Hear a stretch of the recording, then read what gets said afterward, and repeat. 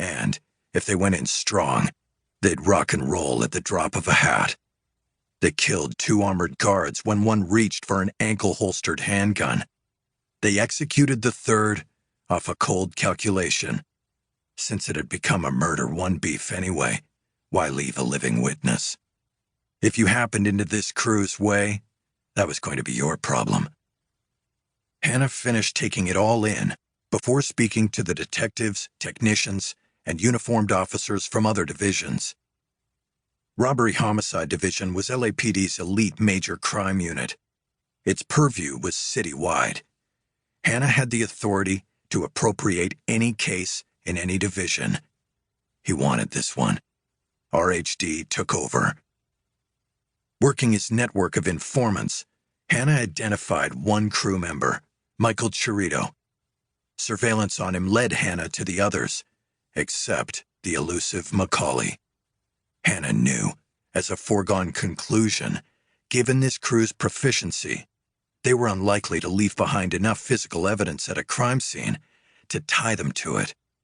So Hanna's strategy became to surveil them, discover what they were taking next, and be there when they walked in the door.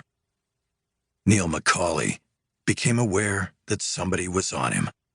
When it happened, his reaction was calm and smooth, because smooth was fast. Fast wasn't fast.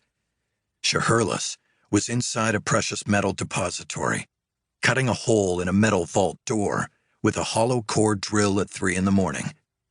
Chirito was up a telephone pole, monitoring his alarm system bypasses. Trejo, on lookout, was circling the block.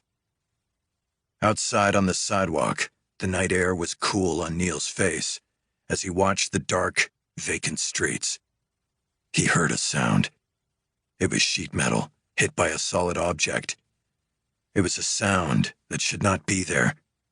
It came from a row of delivery vans parked across the street in a lot for an industrial bakery. The sound was out of place. They were supposed to be empty. They weren't. Coolly, Neil re-entered the building. Shiherliss, guiding the hollow bit, was moments away from accessing the lockbox. After that, it would be open sesame. Neil gave the order. Walk away. They left behind tools, work clothes. 6 weeks of preparation. That was their discipline. Hanna watched it all play out on FLIR images from hidden cameras inside a bakery delivery van. His SWAT teams were staked out and well hidden.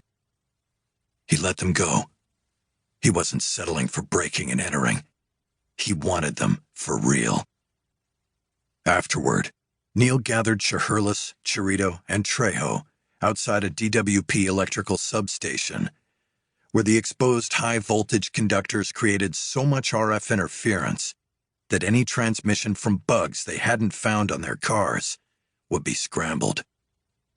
They had to decide there and then, split and go their separate ways right now, or figure out who the hell had cut into them, dump their surveillance, and stay and take the bank anyway. For Chris Shiherliss, it was an automatic.